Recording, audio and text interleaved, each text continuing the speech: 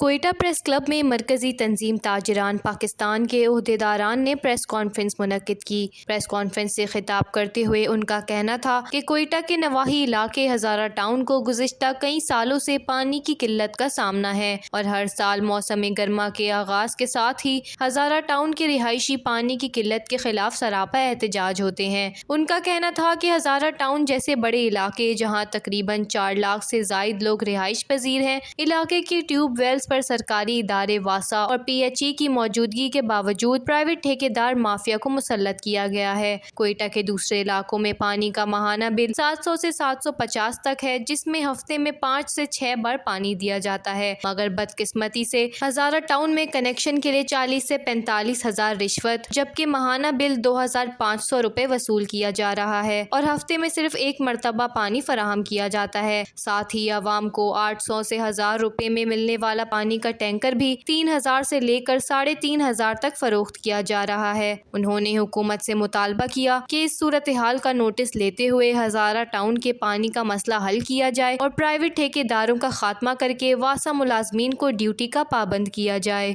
وش news, Quetta, Balochistan.